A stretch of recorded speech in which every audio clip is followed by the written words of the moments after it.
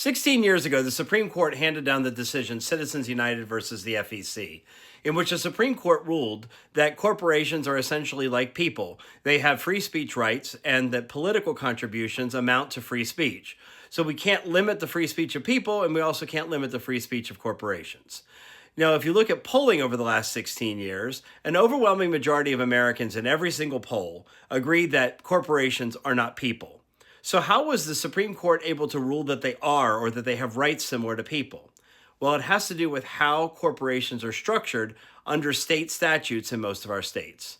Hello, my name is Brian Kennedy. I'm the mayor of Glendale, Wisconsin, president of Democratic Municipal Officials, and a member of the DNC. Follow me for local government and Democratic Party content. People can buy and sell property. People can sign their names on contracts. People can engage in business transactions. So states created statutes that allow for the formation of corporations, which are essentially businesses that could engage in the same type of legal buying and selling of property and contractual obligations that individuals can. However, corporations are not fully people under the law. If a person commits a crime, a person can be convicted of that crime and sentenced to time in jail or forced to pay some sort of restitution. If a corporation commits a crime, how do you put a corporation in jail?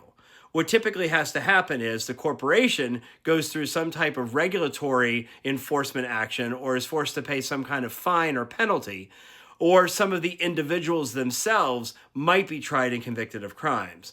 But corporations are not fully people, although under legal transaction language, they are essentially deemed to be people under most state laws.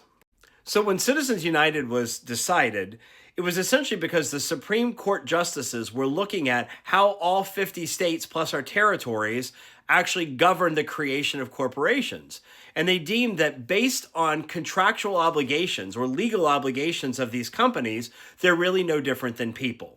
Since the passage of Citizens United, you've heard many on the left clamoring for a federal one-size-fits-all fix, right? A federal bill that would define that corporations are not people and that corporate money does not equate to free speech. The problem is that our corporations are actually chartered under all of the different states and the state statutes that govern their incorporation. So it's hard to create a federal bill that's going to fit every single one of the scenarios in which our corporations are chartered. I would propose that we actually look at starting in your blue states, primarily on the two coasts, where many of the largest corporations in the United States are actually chartered.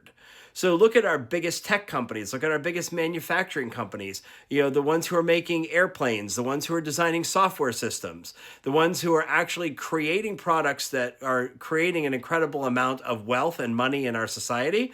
And where are they headquartered? Well, they're in California, they're in Washington State, they're in New York, they're in Illinois, they're in Minnesota, they're in Michigan.